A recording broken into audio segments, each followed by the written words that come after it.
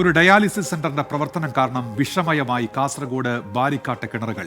Medical മാലിന്യങ്ങൾ കിണറുകളിൽ നിറഞ്ഞതോടെ ജനങ്ങളുടെ കുടിവെള്ളം മുട്ടിയിരിക്കുകയാണ്. പ്രശ്നത്തിൽ ജില്ലാ ഭരണകൂടം ശാശ്വതമായ പരിഹാരം കാണണം എന്നാണ് നാട്ടുകാരുടെ ആവശ്യം.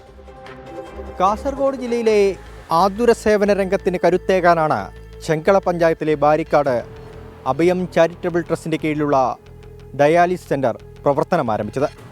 ദിവസേന 30ഓളം രോഗികൾക്ക് ഇവിടെ നിന്ന് ചികിത്സ ലഭ്യമാക്കുന്നുണ്ട്.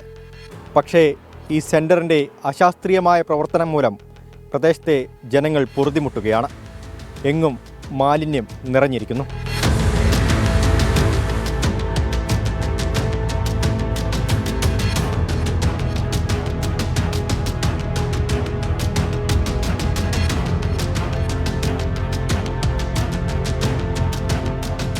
കിണറിലെ വെള്ളത്തിലെ രുചിമാറ്റം ശ്രദ്ധയിൽപ്പെട്ടതിനെ തുടർന്ന് നാട്ടുകാർ ശാസ്ത്രീയ പരിശോധന നടത്തിയപ്പോഴാണ് രാസമാലിന്യത്തിൻ്റെയും മെഡിക്കൽ മാലിന്യത്തിൻ്റെയും ഉയർന്ന തോത് കണ്ടെത്തിയത്.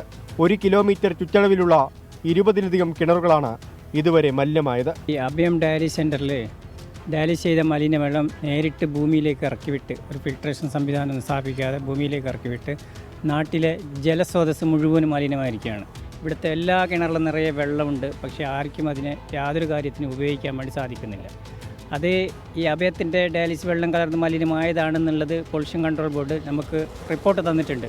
കറക്റ്റായിട്ട് അവരെ കൊണ്ട് ഇത് സംഭവിച്ചു എന്നുള്ളതിന് നാട്ടുകാർ പരാതി നൽകിയതിനെ തുടർന്ന് ആരോഗ്യവകുപ്പും പൊല്യൂഷൻ കൺട്രോൾ ബോർഡും പരിശോധന നടത്തിയെങ്കിലും ഇതുവരെയും നടപടിയുണ്ടായില്ല. തുടർന്ന് നാട്ടുകാർ സമരസമിതി രൂപീകരിച്ചു. സമരം തുടങ്ങിയിട്ടിപ്പോൾ 2 മാസം പിന്നിട്ടു.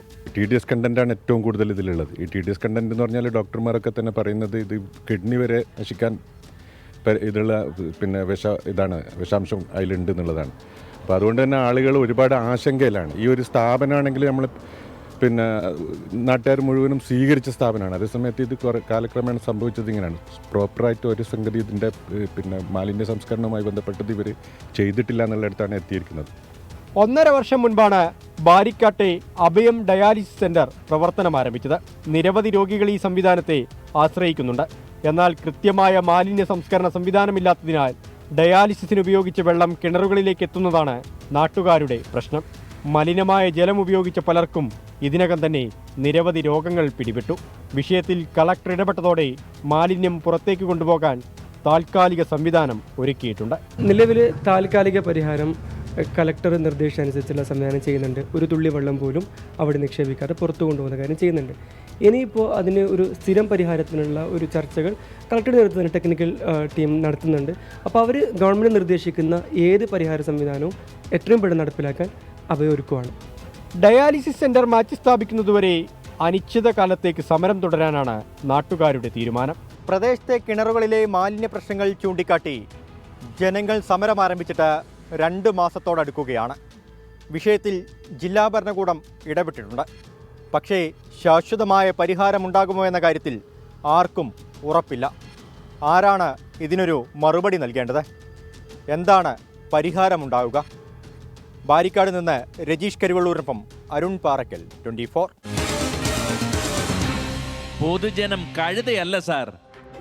പ്രദേശവാസികൾ ഇക്കാര്യത്തിൽ പരാതി നൽകിയതാണ്. ആരോഗ്യവകുപ്പ് പരിശോധന നടത്തിയിട്ടുണ്ട്. പക്ഷേ ഒരു നടപടിയും ഉണ്ടായിട്ടില്ല എന്നുള്ള പരാതിയാണ് അവിടെ നിന്ന് ഉയരുന്നത്. മലിനജലം മൂലം സമീപവാസികൾ പലതരം രോഗങ്ങൾ അതുമൂലവും ഇപ്പോൾ ബുദ്ധിമുട്ട് അനുഭവിക്കുകയാണ്. പ്രതികരണങ്ങളിലേക്ക്. ഞങ്ങളുടെ നാട് മൊത്തം മലിനമായിരിക്കുകയാണ്. എത്ര കിണറിൽ നിന്ന് സാമ്പിൾ എടുത്തിട്ടുണ്ട്. ആ സാമ്പിളൊക്കെ മലിനമായ വെള്ളമാണ്.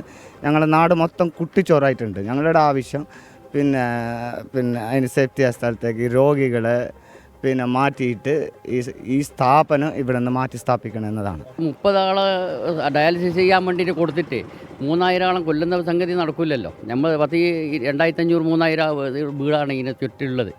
അപ്പോൾ അവർ നമുക്കെല്ലാവർക്കും ജീവിക്കണ്ടേ? നാളെ നമ്മളെ മക്കൾക്ക് ജീവിക്കണ്ടേ? നമ്മളെ കുഞ്ഞുമക്കൾക്ക് കൊണ്ടുപോകണ്ടേ? നമ്മൾ എത്രയോ കുഞ്ഞുങ്ങളും കുട്ടികളും പ്രായമുള്ള ആളോ എത്രയോ ആൾക്കാരുണ്ട്. സുഖമില്ലാത്ത ആൾക്കാർ ഇവരെല്ലാം അവർക്കെല്ലാം നാളെ ഭാവിയിൽ ഇത് ബുദ്ധിമുട്ട് തന്നെ. ഇപ്പോൾ ഇവിടെ 100ഓളം കിണറ്റിൽ ഇപ്പോൾ ഓൾറെഡി ഇതിൻ്റെ കണ്ടൻറ്റ് കണ്ടിരിക്കുന്നു.